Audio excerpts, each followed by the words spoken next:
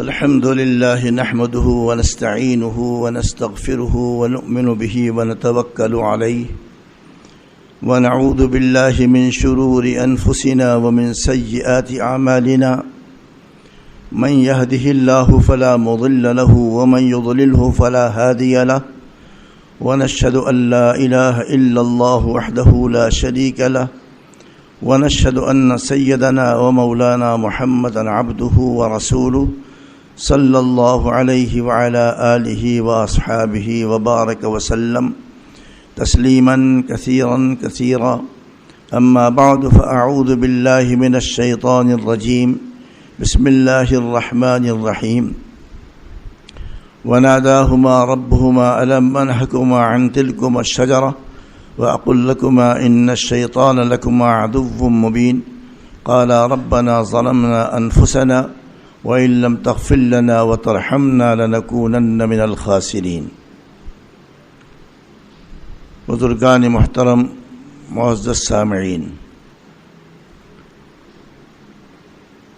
ابو البشر حضرت آدم علی نبینا وعلیہ الصلاۃ والسلام کا مبارک تذکرہ چل رہا تھا اور گفتگو یہاں تک پہنچی تھی کہ شیطان نے ان دونوں حضرات کے دلوں میں وسوسہ ڈالا اور ان کو سمجھایا کہ اگر یہ درخت کھا لو گے تو ایک تو تم فرشتے بن جاؤ گے اور دوسرے تم ہمیشہ زندہ رہو گے،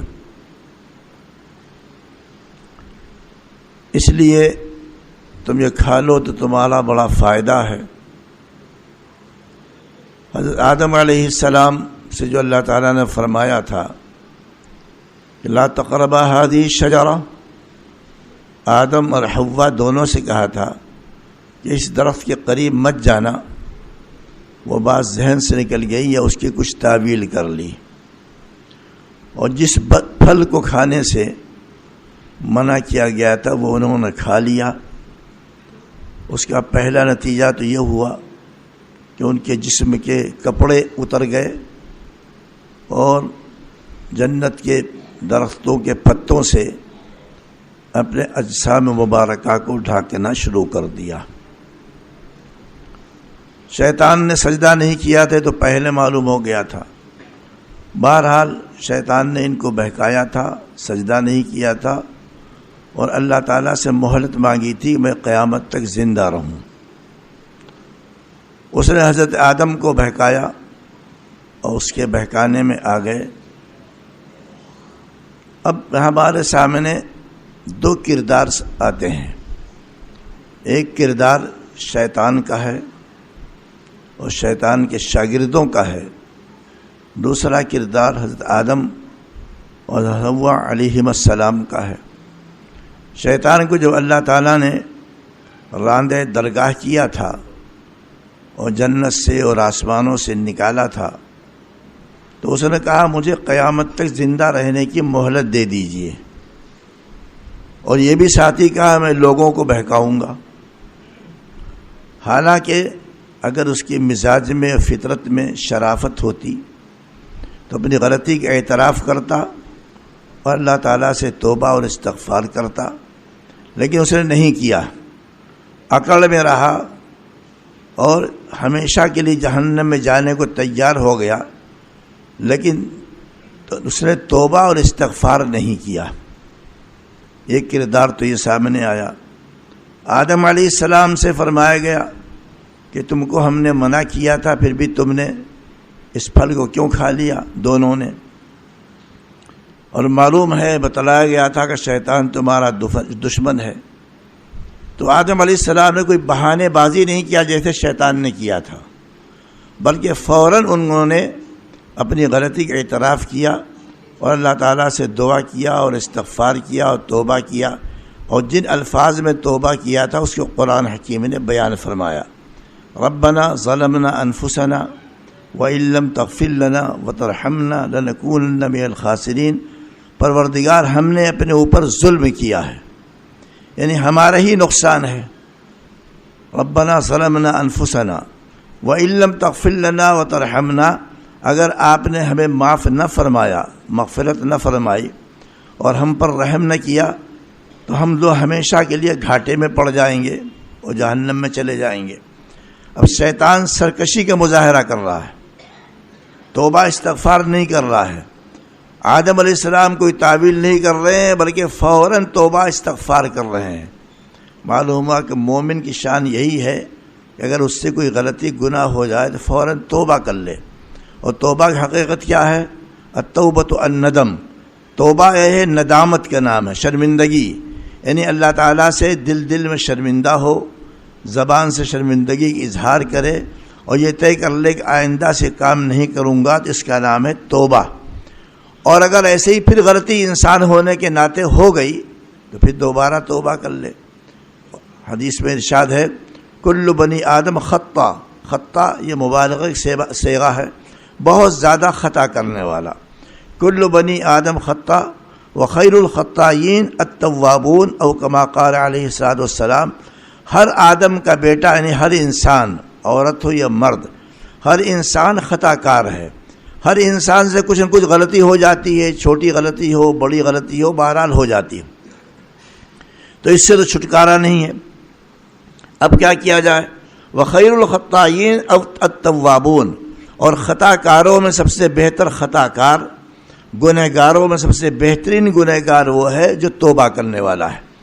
توبہ کرنے کو سے اگر کوئی توبہ کرتا، رجوع کرتا، اللہ تعالیٰ سے فوراً معاف کر دیا کرتے ہیں، اس لیے کہ وہاں اللہ تعالیٰ کو کسی سے کوئی دشمنی تو ہے نہیں، کوئی ضد نہیں ہے، کوئی اور بات نہیں ہے۔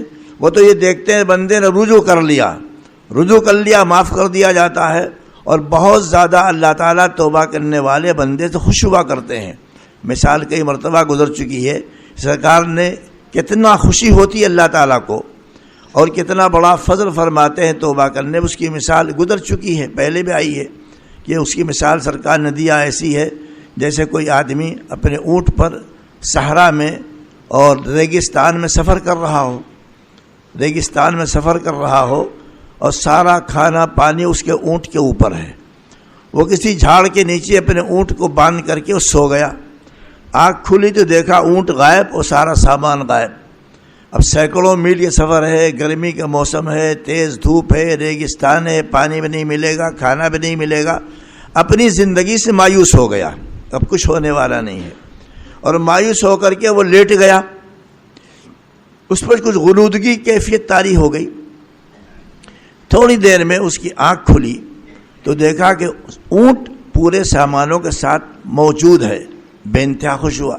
یہ تو ایسے ہی ہو گیا جیسے دوبارہ اس کو زندگی مل گئی ہو، بالکل مایوس تھا، زندگی مل گئی۔ خوشی میں اللہ تعالیٰ کا شکر ادا کرنے کے لیے کہتا ہے یا اللہ تو میرا بندہ میں تیرا رب۔ الٹی بات کہہ دی، کہنا چاہیے یا اللہ آپ ہمارے رب ہیں اور میں آپ کا بندہ ہوں، الٹی بات کہہ دی۔ تو خوشی میں بعض مرتبہ آدمی کی زبان پھسل جاتی ہے، کہنا چاہتا کچھ کہہ دیتا کچھ۔ مقررین کا آپ نے دیکھا، تقریر کرنے والے حضرات کو بعض مرتبہ الفاظ غلط نکل جاتے ہیں، پھر دوہرا لیا کرتے ہیں، زبان پھسل جایا کرتی ہے۔ تو زبان اس کی خوشی میں پھسل گئی، تو جس طرح زبان خوشی میں پھسل گئی کہ اللہ تعالیٰ کو بندہ کہہ دیا، بندہ خود ہے، کہہ رہا یا اللہ آپ میرے بندے، میں آپ کا خدا، یہ کہہ رہا، الٹی بات کر رہا ہے۔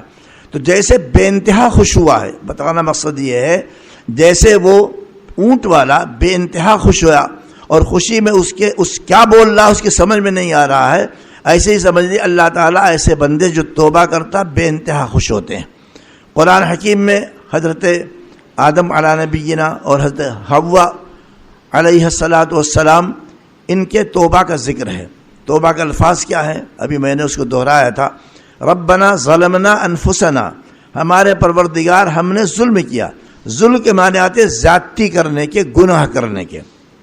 ظلم کے معنی زیادتی کرنے کے، گناہ کرنے کے آتے۔ ظلمنا انفسنا، اپنی جان پر ہم نے ظلم کیا، یعنی ہمارے نقصان ہے، ہم نے غلطی کر دیا۔ ربنا ظلمنا انفسنا وَإِن لَّمْ تَغْفِرْ لَنَا وَتَرْحَمْنَا، اگر آپ نے ہماری مغفرت نہ کر دیا۔ مغفرت کے معنی آتے معاف کرنا، اصل مغفرت کے معنی آتے کسی چیز کے اوپر پردہ ڈال دینا، یعنی معاملہ قصہ ختم کر دیا، تو معاف کر دیجئے۔ وَإِن لَّمْ تَغْفِرْ لَنَا، اگر آپ نے ہماری مغفرت نہ فرمائی اور ہم پر رحم نہ فرمایا، لنکونن من الخاسرین، ہم تو بڑے گھاٹے میں ہو جائیں گے۔ یہ دعا فرمائی، یہ دعا فرمائی، فرماتے رہے، بار بار تکرار کرتے رہے۔ دعا ایک مرتبہ کر کے تھکنا نہیں چاہیے، کبھی یہ نہیں کہنا چاہیے میں نے بہت دعا کیا قبول نہیں ہوتی ہے۔ اس لیے دعا قبول ہونے کے اوقات ہوتے ہیں، آپ دعا کر لیں فوراً قبول ہونا کوئی ضروری نہیں ہے، ممکن ہفتے کے بعد ہو، سال بھر کے بعد ہو، 2 سال کے بعد ہو، بہرحال دعا تو قبول ہوتی کسی کسی شکل میں۔ تو یہ کہنا کہ میری دعا قبول نہیں بہت غلط بات ہے، یہ جملے صحیح نہیں، منہ سے نہیں نکلنے چاہیے۔ اللہ تعالیٰ کی مصلحتیں ہوتی ہیں، وہ جانتے ہیں کس کی دعا کب قبول کرنی ہے، کتنی قبول کرنی ہے، کتنی قبول نہیں کرنی ہے، اس کے علم میں ہے۔ تو دعا تو مسلسل آدمی کرتا رہے، اور دعا مستقل کی عبادت ہے۔ حدیث میں ارشاد ہے الدعاء مخ العبادتی، دعا عبادت کا مغز ہے۔ جیسے اخروٹ میں مغز ہوتا ہے، بادام میں مغز ہوتا ہے، ناریل میں مغز ہوتا ہے، ایسے دعا عبادت کا مغز ہے۔ کیا مطلب ہے؟ جیسے عبادت میں اصل چیز جو ہے وہ تواضع عاجزی ہے، جب آدمی اللہ کی عبادت کرتا ہے تو عاجزی کا اظہار کرتا ہے، تو دعا میں تو بڑی عاجزی پائی جاتی ہے، ہاتھ پھیلائے ہوئے ہیں، ربنا ربنا اللہم اللہم، اے اللہ اے اللہ اے اللہ کر رہے ہیں، کتنی عاجزی پائی جاتی ہے۔ جو اصل جان ہے عبادت کی، جڑ ہے، اور جو مغز ہے وہ مغز اصل میں دعا میں پایا جاتا ہے۔ تو دعا سے کام بھی بنتے، دعا مستقل ایک عبادت ہے، اس پر آدمی کو مسلمان کو ثواب ملتا ہے۔ اس لیے کبھی دعا کرتے کرتے نہ گھبرانا چاہیے، نہ شکایت کرنی چاہیے، موقع محل کے اعتبار سے دعائیں قبول ہوا کرتی ہیں۔ تو انہوں نے دعا فرمایا، بار بار دعا کرتے ہیں، اللہ تعالیٰ نے دعا کو قبول فرمایا۔ اور ایسے ہی دیگر انبیاء علیہ السلام کی دعاؤں کا تذکرہ بھی قرآن حکیم میں ہے۔ دعاؤں میں کچھ دعائیں ایسی ہیں جس میں کسی چیز کا مطالبہ کیا گیا ہے، کسی چیز کو طلب کیا گیا ہے، ایسی دعائیں ہیں۔ ایسی دعائیں ہیں کہ مغفرت مانگی گئی ہے، ایسی دعائیں ہیں کہ کسی مصیبت سے بچنے کے لیے دعا کی گئی ہے۔ مختلف قسم کی دعائیں، توبہ استغفار پر مشتمل بھی ہے، طلب بھی ہے، اور اسی طریقے سے کسی بری چیز سے پناہ بھی ہے۔ ہر طرح کی دعائیں پائی جاتی ہیں۔ حضرت یونس علیہ السلام کو مچھلی نگل لیا تھا، اب کیا کریں، مچھلی نگل لیا، اور مچھلی نگل کیوں لیا تھا وہ لمبا چوڑا واقعہ ہے، کچھ میں نے کبھی بیان بھی کیا تھا۔ یہ کہ یونس علیہ السلام کی قوم ایمان نہیں لا رہی تھی، تو ان کو اندازہ ہوا ان کے اوپر اب عذاب آئے گا۔ تو انبیاء علیہ السلام کا طریقہ کار یہ رہا ہے، جب تک اللہ تعالیٰ یہ نہیں فرما دیتے تھے اس علاقے کو چھوڑ کر کے کہیں اور نہیں جانا، پہلے اطلاع دی جاتی تھی، تب نبی اس علاقے کو چھوڑ کر کے جاتے تھے۔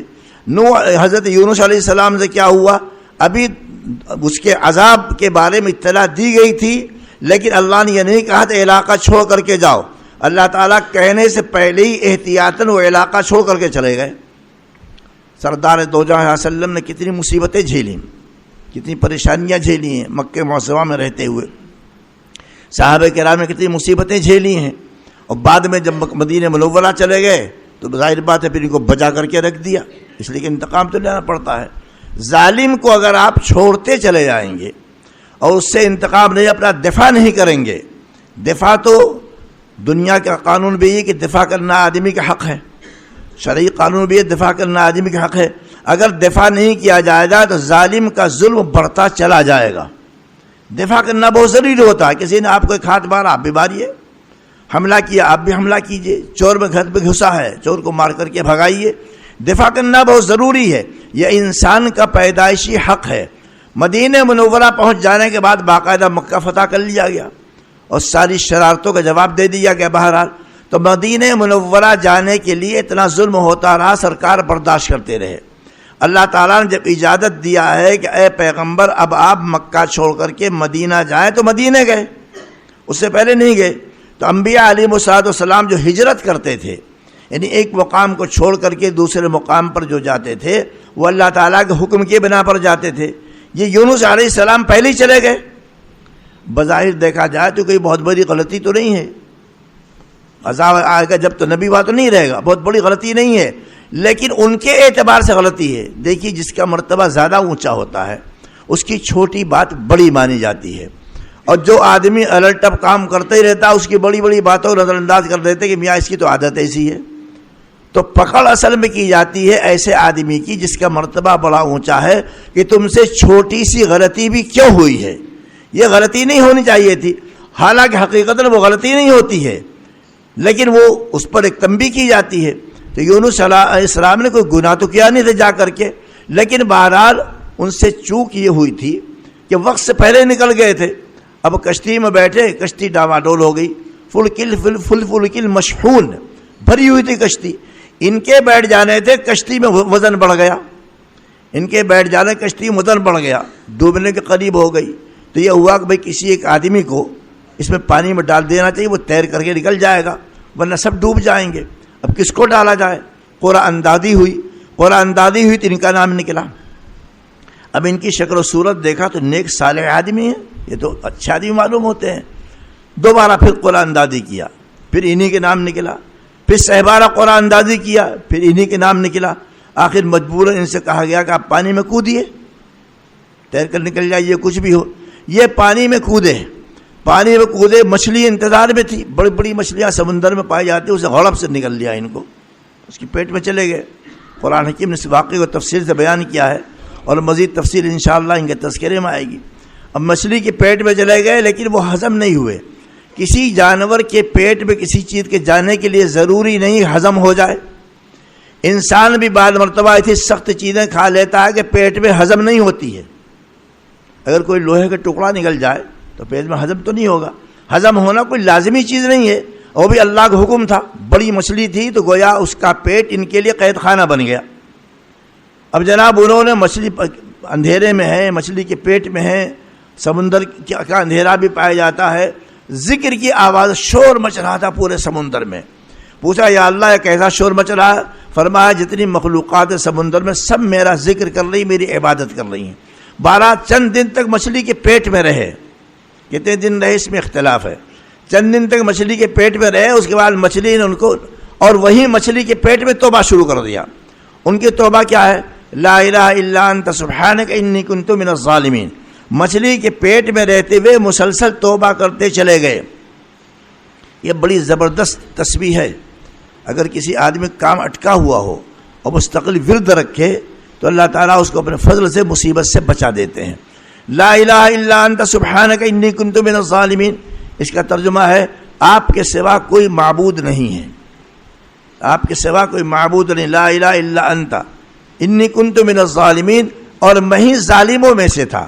ظالم کے معنی گنہگار کے ہوتے ہیں، آپ کو پہلا، یعنی میں نے غلطی کیا ہے، میں آپ کی اجازت سے پہلے ہی وہاں سے نکل گیا، میری غلطی ہے، آپ کی کوئی غلطی نہیں ہے، اب میں معافی چاہتا ہوں۔ یہ دعا کرتے رہے۔ اب دیکھیے طلب ہے، انی کنت من الظالمین، ایک توبہ ہے، یہ توبہ ایک طرح کی ہے کہ میں نے ظلم کیا تھا۔ تو انبیاء علیہ السلام نے کبھی کبھی توبہ کیا ہے، کبھی طلب بھی کیا ہے، کبھی مغفرت چاہی ہے، کبھی جناب کسی چیز سے پناہ چاہیے۔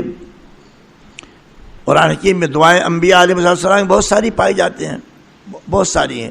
ربنا اغفر لی ولوالدی وللمؤمنین یوم یقوم الحساب، اے میرے پروردگار میری مغفرت فرمائیے، ربنا اغفر لی ولوالدی، میرے ماں باپ کی مغفرت فرمائیے۔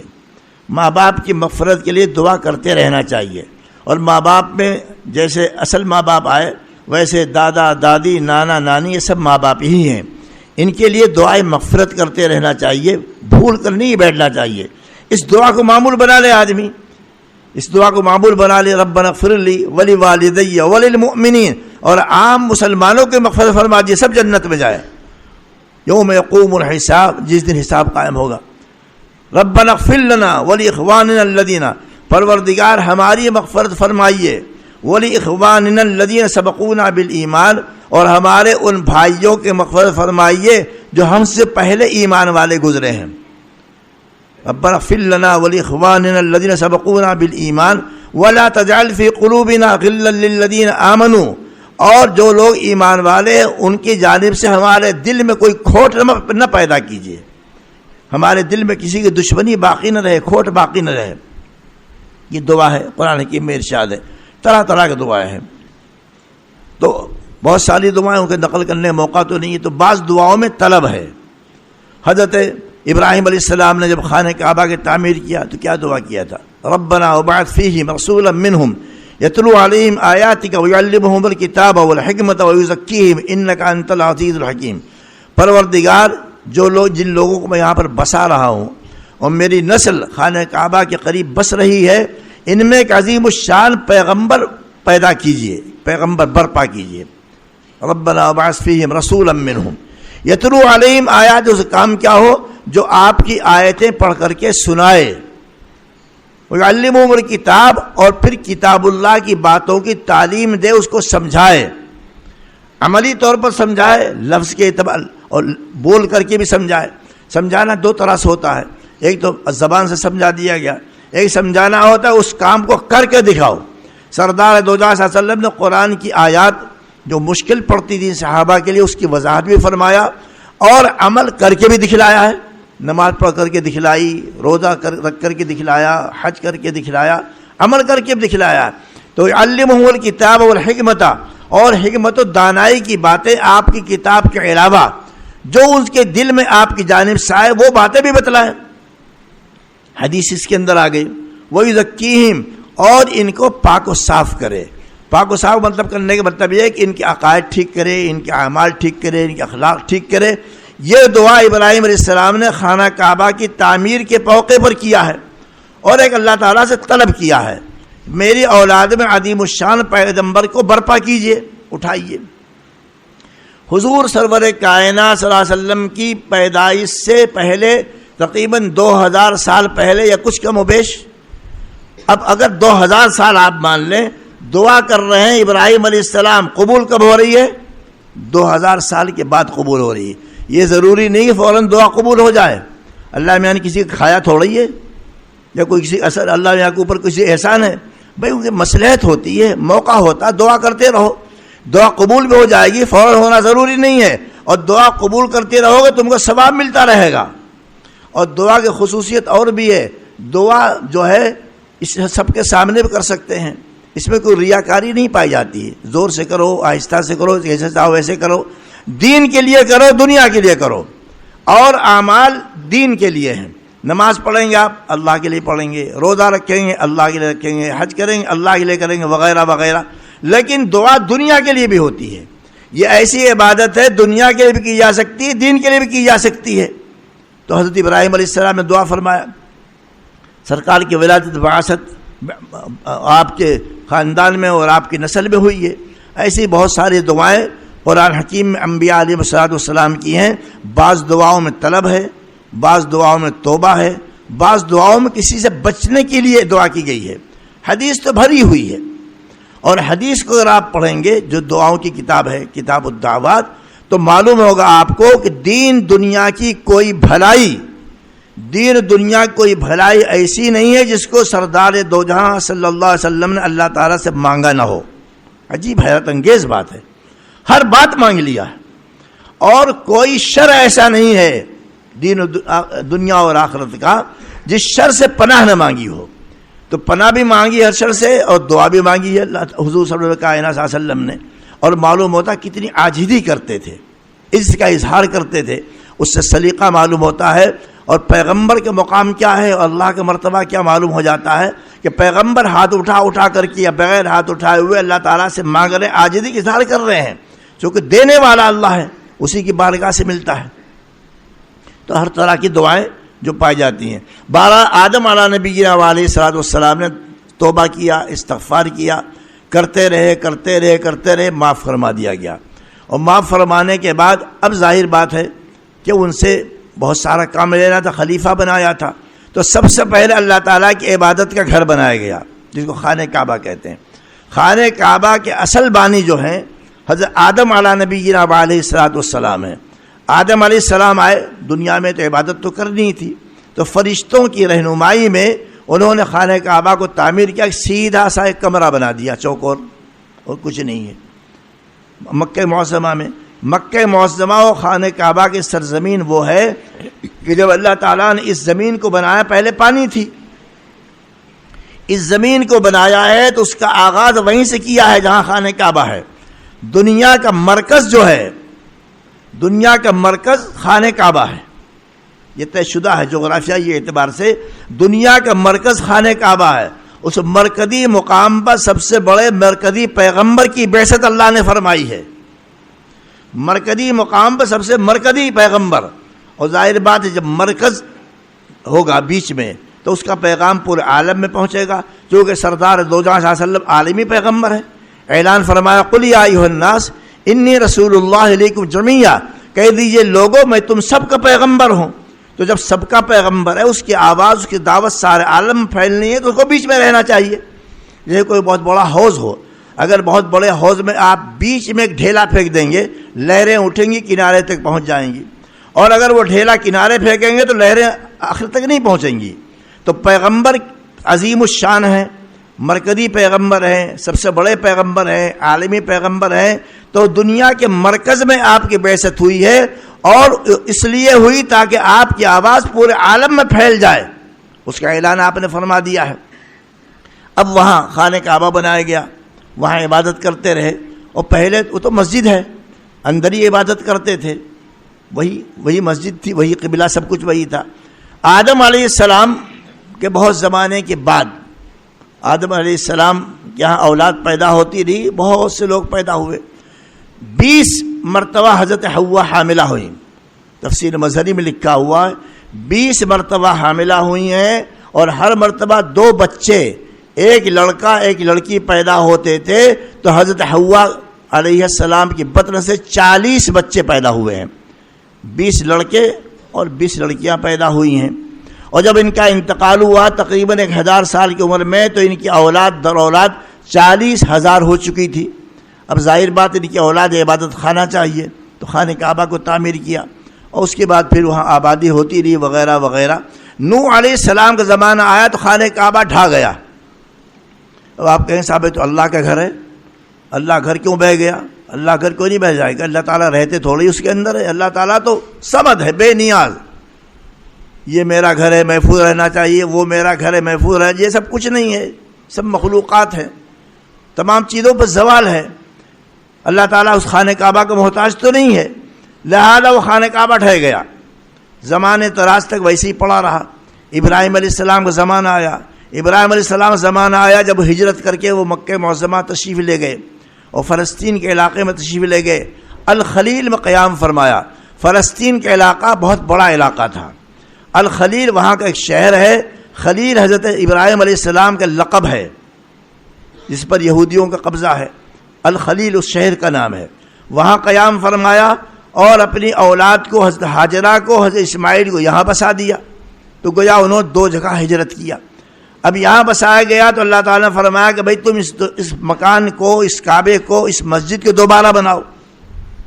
اب انہوں نے ابراہیم علیہ السلام نے دوبارہ بنایا، جس کو قرآن حکیم نے بیان فرمایا وَإِذْ يَرْفَعُ إِبْرَاهِيمُ الْقَوَاعِدَ مِنَ الْبَيْتِ وَإِسْمَاعِيلُ. اس وقت یاد کو جو ابراہیم اور اسماعیل خانہ کعبہ کی دیواریں اٹھا رہے تھے. دیواریں اٹھائے تو مطلب ہے کہ بنیادیں وہی ہیں، اور آج تک وہی بنیاد جو آدم علیہ السلام کے زمانے کی بنیاد تھی. اس کو باقاعدہ دیکھا گیا. پھر اس کے بعد خانہ کعبہ بن گیا، بنا دیا. توحید کی آواز، صدائیں وہاں سے گونجتی رہیں، اور جناب وہاں اللہ تعالیٰ کی عبادت لوگ کرتے رہے. آہستہ آہستہ شرک پھیلا، انہی کی اولاد میں بت پرست بھی پیدا ہوئے اور توحید پرست بھی پیدا ہوئے. ہوتے ہوتے جب یہ قریش کا زمانہ آیا تو درمیان میں خانہ کعبہ کی تعمیرات ہوتی رہیں. تعمیرات مستقل توڑ کر کے نہیں ہوئی بلکہ اس کی مرمت ہوتی رہی. قریش کے زمانے تک مرمت ہوتی رہی، کعبہ وہی رہا. اس کے بعد جب بہت ہی بوسیدہ ہو گیا تو قریش نے طے کیا اس کو شہید کر کے دوبارہ کعبہ بنایا جائے. ہمت نہیں پڑ رہی تھی شہید کرنے کی کہ اللہ گھر کیسے شہید کریں. اس لیے کہ بہرحال قریش اگرچہ مشرک تھے لیکن اللہ تعالیٰ کو سب سے بڑی طاقت بھی مانتے تھے. ان کو ڈر تھا ہم نے کہیں خانہ کعبہ کو توڑا تو کوئی آفت نہ آ جائے. ڈرتے ڈرتے ڈرتے دعائیں کرتے کرتے، اور یہ دعا کرتے رہے یا اللہ ہمیں آپ کے گھر کو برباد نہیں کرنا، ہم کو اس کو اور اچھا کرنا ہے، بنانا ہے. خیر انہوں نے خانہ کعبہ کی تعمیر کیا. اس تعمیر میں سرکار کے جوانی کے زمانہ بھی نبوت نہیں ملی تھی. اس تعمیر میں سردار دو جہاں صلی اللہ علیہ وسلم بھی شریک رہے. خانہ کعبہ پتھر لانا، مٹی لانا، وہ سب کام کرتے رہے. اس طرح ہوتا رہا.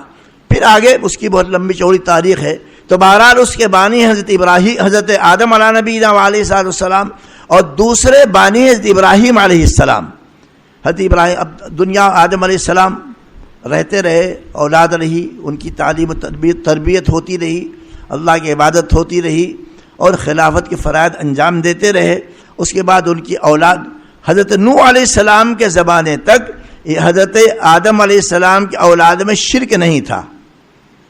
گناہ تو تھا، گناہ تو شیطان میں بیکار ہو جاتا آہستہ آہستہ، لیکن شرک نہیں تھا۔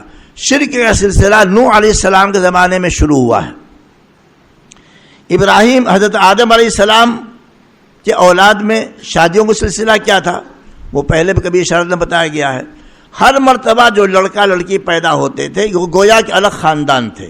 پہلے مرتبہ جو لڑکا پیدا ہوا ہے، بعد میں پیدا ہونے والی لڑکی کے ساتھ اس کا رشتہ کر دیا جاتا، شادی کر دی جاتی، اور بعد میں پہلے والے لڑکے کا رشتہ پہلی پیدا ہونے لڑکی سے کیا جاتا، اور 2 سال کا دونوں میں فصل رہتا تھا پیدائش کے اعتبار سے۔ شادیاں تو بعد میں ہوتی تھی بالغ ہونے کے بعد۔ سب سے پہلے جو لڑکا پیدا ہوا اس کا نام تھا قابیل، اور دوسرے لڑکے کا نام تھا حابیل۔ قابیل اور حابیل یہ نام تھا، اس زمانے میں جو چاہے نام لوگ رکھ لیتے تھے، اب بھی رکھ لیتے ہیں۔ قابیل نام تھا۔ قابیل کے ساتھ جو لڑکی پیدا ہوئی تھی، قابیل کا جو بہت ہی خوبصورت تھی، قابیل نے کہا میں اپنی سگی بہن سے نکاح کروں گا، حالانکہ حابیل کے نکاح اس سے ہونا چاہیے تھا۔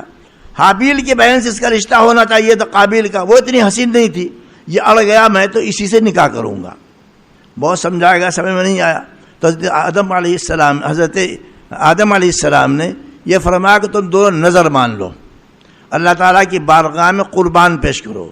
قربان کہتے ہیں جس سے بنا قربانی، وہ کام جس سے اللہ تعالیٰ کی قربت حاصل کی جائے۔ اب جو قربانی مسلمان کرتے ہیں تو اللہ تعالیٰ کی قربت اور عبادت کرنے کا ایک طریقہ ہے، عبادت کرنے کا ایک طریقہ ہے۔ تو قربان کے معنی وہ کام جس سے اللہ تعالیٰ قرب حاصل کیا جائے۔ انہوں نے فرمایا دونوں بیٹوں سے نظر مان لو، قربانی پیش کرو۔ اور اس زمانے میں یہ پہچاننے کے لیے کس کی قربانی قبول ہوئی ہے، کس کی نظر قبول ہوئی ہے، کس کی نظر قبول نہیں ہوئی ہے، آسمان سے آگ آتی تھی۔ جیسے بارش کے موسم میں بجلی چمکتی ہے، بعض مرتبہ بجلی گر جاتی ہے، جس پر گر جائے اسے جلا دیتی ہے، ویسے آسمان سے آگ آتی تھی، جس کی قربانی قبول ہوتی تھی اس کو جلا دیتی تھی۔ گویا اللہ تعالیٰ نے اس کو قبول کر لیا اور سب کے سمجھ میں آ جاتی تھی بات۔ اب جو ہے یہ قابیل یہ کھیتی باڑی کرتا تھا، حابیل ان کے پاس بکرے تھے، انہوں نے بہت شاندار دمبا چن کر کے اور اللہ کے نام پر ذبح کر کے مقام پر رکھ دیا۔ قابیل نیت کا صحیح آدمی نہیں تھا، نیت کا صحیح نہیں تھا، بدنیت تھا، اندر سے اچھا نہیں تھا۔ اس نے اناج رکھا قربانی کے طور پر، نظر کے طور پر، اور اناج گھٹیا درجے کا رکھا۔ بعض لوگ ہوتے نا اول تو صدقہ نہیں دیتے، صدقہ دیتے تو گھٹیا دیا کرتے ہیں۔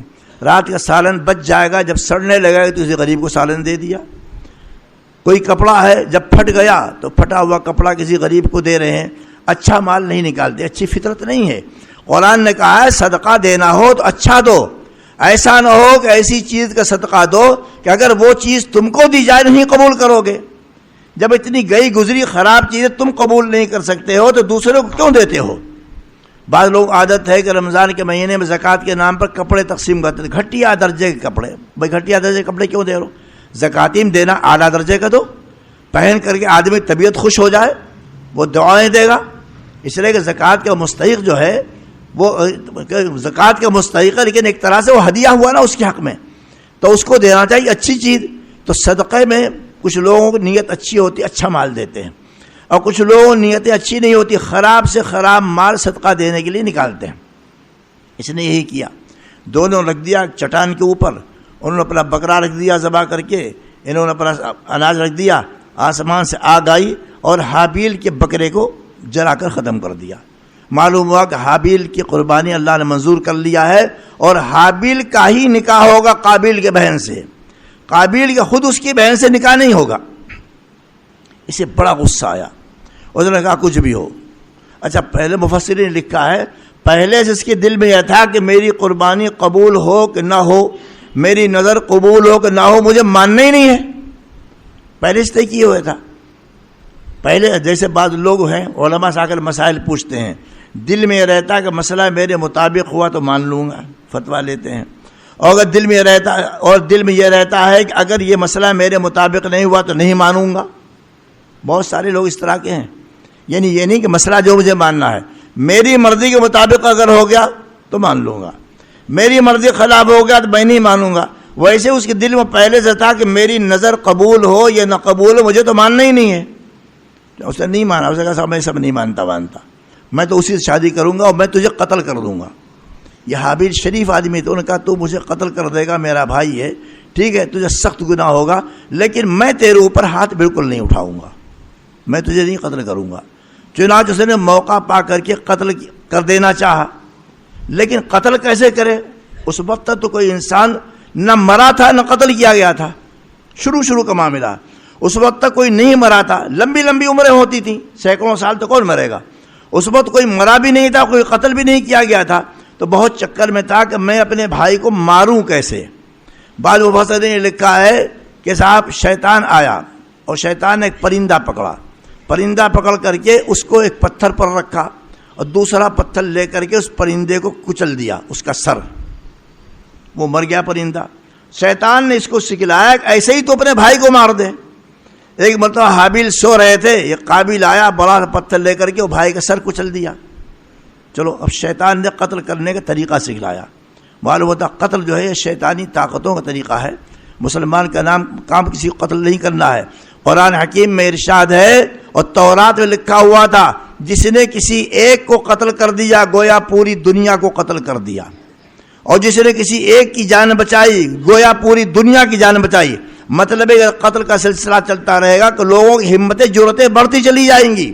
اسی لیے کہا جاتا ہے کہ جو لوگ جو ہیں وہ جناب ہجوم تشدد کرتے ہیں ان کے خلاف دفاعی کارروائی ہونی چاہیے. ظلم کسی پر نہ کیا جائے, لیکن دفاعی کارروائی کا حق ہے. اگر دفاعی کارروائی نہیں ہوگی ظلم بڑھتا چلا جائے گا. تو قرآن کہتا ہے اگر تم نے ایک کو قتل کیا ہے تو لوگوں کے حوصلے بڑھ جائیں گے, دلیر ہو جائیں گے, یہی کام شروع ہو جائے گا. ذرا غصہ آیا اور جان سے مار دیا, ذرا غصہ آیا جان سے مار دیا. ایک کا قتل جو ہے وہ سب کے حوصلے بڑھا دے گا, گویا پوری دنیا کے اندر تم نے فساد برپا کر دیا. اور اگر ایک کی جان بچانے کی کوشش کیا تو گویا تم نے پوری دنیا کو زندہ کر دیا. یہ تورات میں مضمون بھی تھا, یہی مضمون قرآن حکیم میں بھی ہے. اب جناب اس نے قتل کر دیا. حدیث میں آتا ہے کہ اس نے قتل کیا تھا, چونکہ قتل کی بنیاد اس نے ڈالی ہے, لہذا قیامت تک جتنے قتل ہوتے رہیں گے سب کا گناہ قابیل کے نام اعمال میں لکھا جائے گا. سرکار نے فرمایا من سن سنتا حسنتا فلہ اجرھا واجر من عمل بها ومن سن سنتا سیئتا فلہ وزرھا ووزر من عمل بها او کما قال. سرکار نے فرمایا کہ کسی آدمی نے کوئی اچھے چیز کی بنیاد رکھی, مسجد بنا دیا اور مدرسہ بنا دیا اور کوئی مسلمانوں کے لیے اور انسانوں کو فائدے کے لیے کوئی اور کام کر دیا یا کوئی اچھا عمل جاری کر دیا, تو جس نے کوئی اچھا عمل جاری کر دیا, کوئی اچھی چیز کی بنیاد رکھ دیا ہے, تو قیامت تک جتنے لوگ اس پر عمل کریں گے اس اچھی چیز کی بنیاد رکھنے والے, اچھے کام کو جاری کرنے والے, اس کا ثواب ملتا رہے گا. تو کتنا ثواب ہو جائے گا. شاہ جہاں نے جامع مسجد دہلی کی بنوائی, اور اس کے بعد دہلی کی جامع مسجد کے اوپر قبضہ کر لیا تھا انگریزوں نے, گھوڑے باندھنا شروع کر دیے تھے. تو ایک بہت بڑے رئیس تھے, انہوں نے پھر ان سے انگریزوں سے خرید کر کے اور پھر مسجد کو واگزار کروایا, پھر نماز سلسلہ شروع کروا دیا. اب دیکھیے شاہ جہاں نے مسجد بنوائی, اس کے بعد ایک صاحب نے انگریزوں سے خرید کر کے دوبارہ پھر اس کی حیثیت کو بحال کروا دیا. کروڑوں سجدے اب تک ہو چکے ہیں, سب کا ثواب جو ہے نامہ اعمال میں لکھا جائے گا شاہ جہاں کے, اور اس کے بعد لکھا جائے گا اس رئیس مالدار آدمی کے جس نے مسجد کو واگزار کروایا چھوڑوایا ہے. تو سنت حسنہ, کوئی اچھا کام کر دیا جائے اور لوگ اس پر چلتے رہیں. آپ نے 10-20 حافظ بنا دیے, اب یہ اور کسی کو حافظ بنائے گا, وہ اور کسی کو حافظ بنائے گا. یہ جتنے حافظ بنتے رہیں گے ان کو جو اس کا ثواب ملے گا قرآن کے پڑھنے کا, جس نے بنایا ان کو اس کا ثواب ملتا ہی رہے گا. یہ مدرسوں میں جو آپ لوگ چندہ دیتے ہیں, اگر اخلاص سے چندہ دیتے ہیں, اور کوئی کلمہ بھی سیکھ کر کے چلا گیا, کچھ نہیں نمازی سیکھ کر چلا گیا, ظاہر بات سب تو عالم نہیں بنتے ہیں.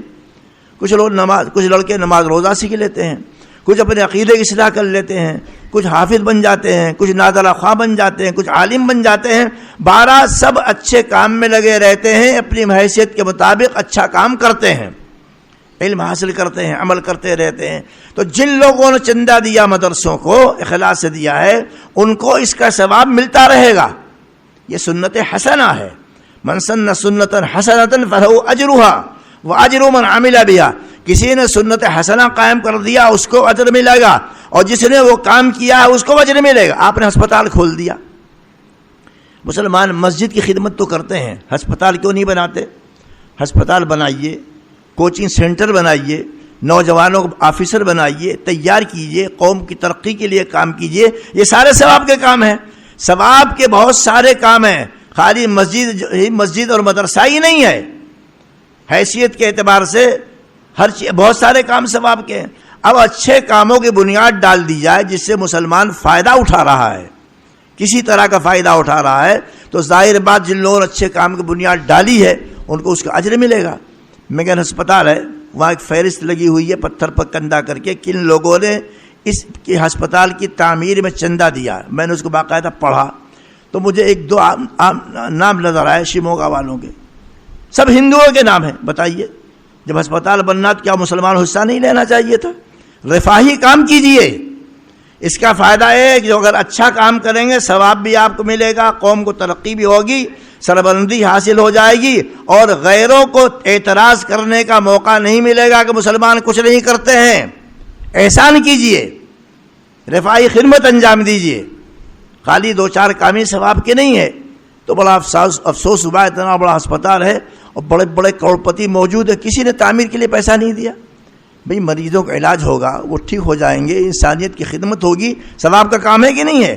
تو ثواب کا کام بہت سارے ہیں. اب بعض کام بڑے ثواب کے ہیں، جیسے مسجد بنوا دیا، مدرسے خدمت ہے، اس میں زیادہ ثواب ہے. لیکن بہرحال اچھے کام پر ثواب ملتا ہے. اب وہ اچھا کام جب تک چلتا رہے گا آپ کو اس کا ثواب ملتا رہے گا. اور فرمایا ومن سن سنتا سیئۃ فلہ وزرھا ووزر من عمل بھا. اور جس نے کسی غلط کام کی بنیاد ڈال دیا، شراب خانہ بنا دیا، ناچ گانے کے اڈے بنا دیے، اور کوئی اور سٹہ خانہ بنا دیا ہے، اور اسی طریقے سے نوجوان نسل کو بگاڑنے کا کوئی سلسلہ قائم کر دیا ہے، سمجھے؟ ایسے اسکول قائم کر دیے جس اسکول کے اندر مسلمان لڑکوں کے اور نوجوانوں کا اخلاق کو خراب کیا جاتا ہے. تو جب ان کا اخلاق خراب ہوگا اس اسکول والوں کی وجہ سے، اور گناہ کریں گے، اس کا گناہ اسکول کے بانیوں کو ملے گا. سمجھے؟ بہت سارے اسکول مسلمانوں کھول رکھے ہیں، وہاں پر لڑکیوں کو لڑکوں کو نچاتے ہیں. ظاہر بات ہے یہ سنت سیئہ ہے، ایک برے کام کی بنیاد ڈالی ہے. یہ ویسے نہیں سرسری ہو گیا، اس کا عذاب اسکول بنانے والوں کو باقاعدہ ملے گا. کان کھول کر کے سن لینا چاہیے. من سن سنتا سیئۃ فلہ وزرھا ووزر من عمل بھا. تو اس نے قابیل نے حابیل کو قتل کر دیا. یہ یاد نہیں رہتا عام طور پر کہ قتل کرنے والا قابیل ہے کہ حابیل ہے. اس کو یاد رکھنے کا طریقہ یہ ہے قتل سے قابیل، قابیل کو شروع میں قاف، قابیل کو شروع میں قاف، اور قتل میں بھی سمجھ لو یہ قابیل یہ قتل کرنے والا، اور حابیل کے شروع میں تو قاف ہے نہیں، تو جس کے شروع میں قاف ہے یہی قاتل ہے. اب جتنے بھی قتل دنیا میں ہوں گے، موب لنچنگ کے ذریعے سے ہو جائے، ہجوم تشدد ذریعے سے ہو جائے، لوگ گولیوں کے نشانہ بنا دی جائے، کسی طریقے قتل ہو جائے، جنگوں میں قتل ہو جائے، ان سب کا عذاب اس کو ملے گا. حدیث میں آتا ہے. اب اس نے اپنے بھائی کو جان سے تو مار دیا، پتھر دیا، اور یہ کچھ جان سے مارنے طریقہ شیطان نے سکھلایا. شیطان تو برائیوں کو تعلیم دیتا ہے، سکھلا دیا اس کو. سوال یہ پیدا ہوا یہ تو پہلا آدمی مرا ہے، اسے کیا کیا جائے؟ لاش کو لے کر کے ادھر پھرتا رہا، ادھر پھرتا رہا، گھومتا رہا، یہاں تک کہ لاش سڑنے کے قریب ہو گئی. اس کی سمجھ میں کچھ نہیں آ رہا تھا، بہت پریشان، کروں تو کیا کروں، کچھ سمجھ میں نہیں آ رہا تھا. اللہ تعالیٰ نے اس کو دفن کرنے کی تعلیم دیا ہے پرندے سے، اس کے ذلیل ہونے کی نشانی، یعنی اس کی عقل نے کام نہیں کیا ہے. ایک ایسا پرندہ جو بڑا بے حیثیت کہلاتا کوا، کوے کے ذریعے سے دفن کرنے کا طریقہ، قتل کا طریقہ سیکھا شیطان سے، ابلیس سے، دفن کا طریقہ سیکھا کوے سے. اور حکیم نے اس کو بیان فرمایا. ابلیس نے قتل کا طریقہ سکھایا تو مفسرین نے بیان فرمایا قرآن میں یہ نہیں ہے، لیکن کوے نے دفن کرنے طریقہ سکھلایا، قرآن نے بیان کیا. اب لاش کو لیے پھر رہا، وہ سڑنے کے قریب ہو گئی ہے، بدبو آنے لگی ہے. دیکھا ایک کوے نے دوسرے کوے کو جان سے مار دیا. مارنے کے بعد کوا اپنے پنجوں سے چونچ سے زمین کو کھود رہا ہے. جب گڑھا بن گیا تو مرے ہوئے کوے کو لا کر کے اس گڑھے میں ڈال کر کے اوپر سے مٹی ڈال دیا. اب اس کی سمجھ میں آیا کہ مری ہوئی چیز کو ایسے دفن کیا جاتا ہے. تو جو قبریں بن رہی ہیں یہ اصل میں سکھلایا ہے کووں نے. بہت ساری باتیں انسانوں اور جانوروں سے سیکھی ہیں. پرندوں سے ہوائی جہاز بنانا سیکھا ہے, مچھلیوں سے بہت کچھ سیکھا ہے. بہت ساری چیزوں کی تلقین انسان کو جانوروں کو دیکھ کر کے اور ان پر تجربات کر کے حاصل ہوئی ہے. کتنی دواؤں کی کیا تاثیر ہوتی ہے, اس کو ڈاکٹر لوگ چوہوں پر ٹیسٹ کرتے ہیں تو چوہوں کے ذریعے سے معلوم ہو جاتا ہے کہ اس دوا کی کیا تاثیر ہے. تو بہرحال اس کی سمجھ میں آ گیا اور اس نے کیا کیا, گڑھا کھودا اور گڑھا کھود کے اپنے بھائی کو اس کے اندر دفن کر دیا. یہ سلسلہ چلتا رہا. تو بہرحال قابیل نے حابیل کو قتل کیا تھا اور یہاں پر یہ حضرت آدم علیہ نبینا علیہ السلام کا مبارک تذکرہ, اس تذکرے سے متعلق دونوں ان کے لڑکوں کا ذکر بھی ضروری تھا, اس لیے میں نے بیان کر دیا. انشاءاللہ آئندہ کسی اور نبی کے تعلق سے بیان کیا جائے گا. وآخر دعوانا ان الحمد للہ رب العالمین.